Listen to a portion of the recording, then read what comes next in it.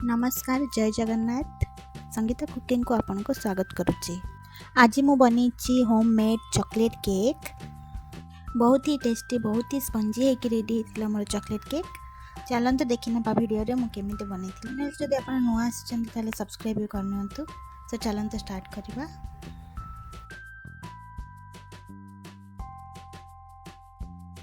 प्रथमे मु गोटे कटोरी चीनी को ग्राइंडिंग करके नैथिली। ग्राइंडिंग कला पर गोटे बाउल रे गोटे चमच ऑयल और 2 चमच मु चीनी ऐड करथिली। ग्राइंडिंग करथिबा चीनी को ऐड करथिली। तापर से सब को मु भलो भाबे मिक्स कर दोछि। मिक्स कला पर मु एठी ऐड करूछि मिल्क। तापर पुणी हमें ताको भलो भाबे मिक्स करबा।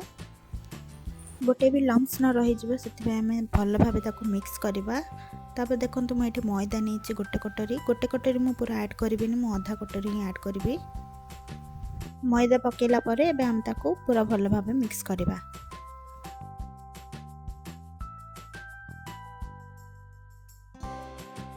एबे देखंतु बेकिंग पाउडर मु नेछि हाफ चमच आ सोडा बहुत कम मात्रा रे नेछि बेकिंग सोडा।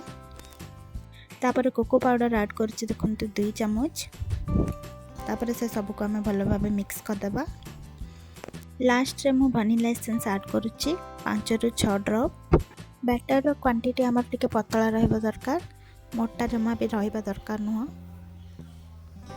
ऊपर को कले से सहज रे तळ को खसी जाउतबो सेही भली हमर बैटर हेबा दरकार। तो देखंतु हमर बैटर टी परफेक्ट हे गईछि। एबे नेक्स्ट प्रोसेस को जिबा।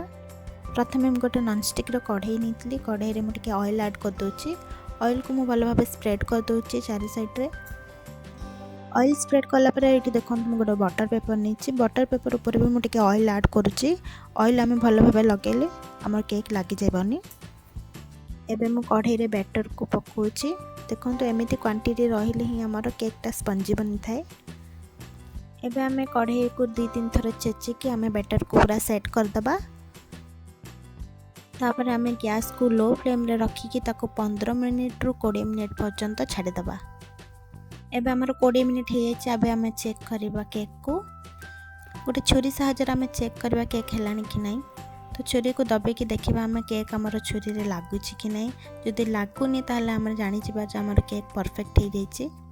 तो एबे हमर केक रेडी हे छि। हम गोटे प्लेट रे बाहर करनबा। तापर मु एठी देखंतु एठी चॉकलेट सॉस मु नै छि। चॉकलेट सॉस मु घरे बनैतली।